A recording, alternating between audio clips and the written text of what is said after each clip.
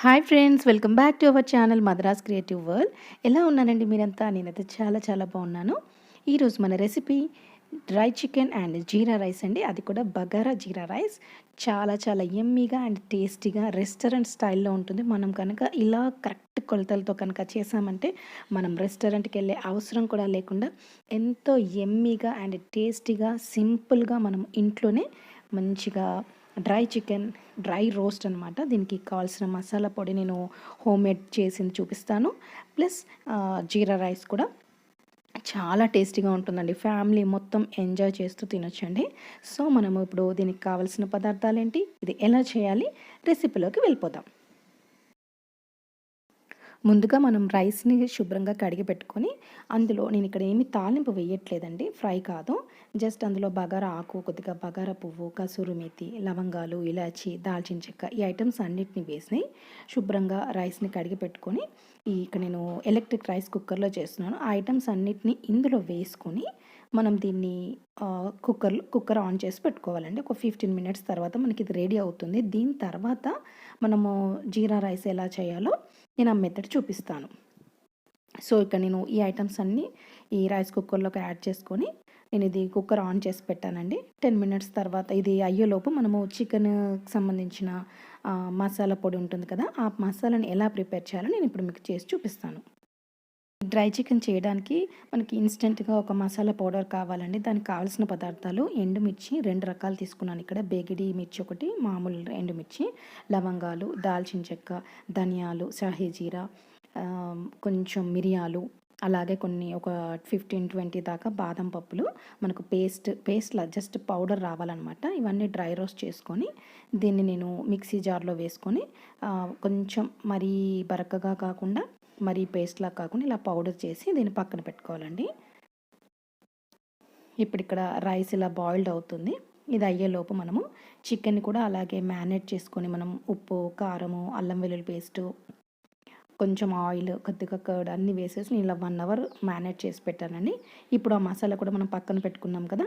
ఇప్పుడు chicken fry ఎలా చేసుకోవాలి, ఒక కడాయి పెట్టుకొని పచ్చిమిర్చి అండ్ ఆనియన్స్ సన్నగా తరిగి పెట్టుకొని కొంచెం బ్రౌన్ కలర్ వచ్చిన తర్వాత మనము మ్యారినేట్ చేసి పెట్టుకున్న చికెన్ ఇందులోకి యాడ్ చేసుకోవాలి. ఇది ఇంకా మళ్ళీ దీంట్లో యాడ్ చేసేది ఏమి ఉండదండి. జస్ట్ ఇలా మనం దీన్ని డ్రై రోస్ట్ అయ్యేంత వరకు ఒక్కొక్కసారి చూసుకుంటూ కాస్త మూత పెడుతూ ఒకసారి తీస్తూ అలా కలుపుకుంటూ ఒక 10-15 మినిట్స్ దాకా దీన్ని ఇలాగా రోస్ట్ చేసుకోవడమేనండి.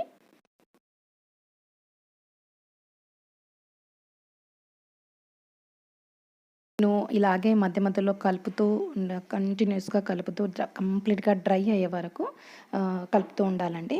దీని తర్వాత మనము ఇందాక పౌడర్ చేసి పెట్టుకున్నాం కదండి, ఇన్స్టెంట్ మసాలా పౌడర్ని దాన్ని ఇందులోకి యాడ్ చేసిన తర్వాత ఇంకొక 5-10 మినిట్స్ కనుక మనం కలుపుతూ ఉంటే ఇది మనకు రెడీ అయిపోతుందండి. చూసారా, ముక్కలు కంప్లీట్గా బ్రౌన్ కలర్లోకి రావాలన్నమాట.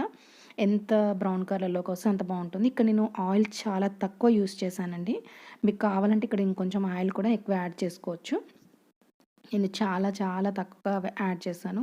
జనరల్లీ నాన్ వెజ్ అంటే ఇంకొంచెం ఎక్కువ కూడా వేసుకుంటారు కదా చాలామంది. నేను ఎప్పుడైనా తక్కువనే వేస్తాను. మీకు ఇక్కడ కావాలంటే ఆప్షనల్, అది ఎక్కువ యాడ్ చేసుకోవచ్చు. సాల్ట్ అండ్ మసాలాస్ అవన్నీ కూడా మీకు కన్వీనియంట్గా మీకు ఎలా తింటారో అలా ఎక్కువ తక్కువ యాడ్ చేసుకోవచ్చండి.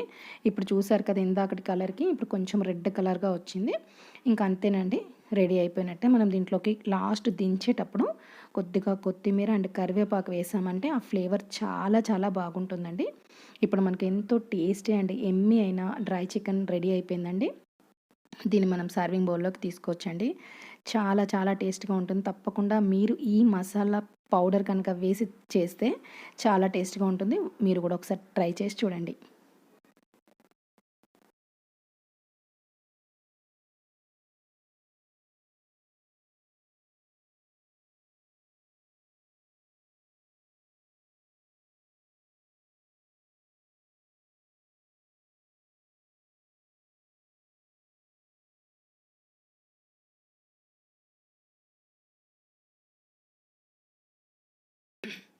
చికెన్ రెడీ అయ్యేలోపు ఇక్కడ మనకు రైస్ కూడా కరెక్ట్‌గా బాయిల్ అయిపోయిందండి. నేను ఇక్కడ 1:2 వాటర్ తీసుకున్నాను. ఇక్కడ ఏమి పోపు కానీ ఏమి వేయకుండా జస్ట్ ఆ మసాలా స్పైసెస్ ఏమైతే ఉంటాయో అవన్నీ వాటర్ బాయిల్డ్ అవుతున్నప్పుడు వేసేసి జస్ట్ నేను రైస్ వేశానండి ఇక్కడ బాస్మతి రైస్‌ని.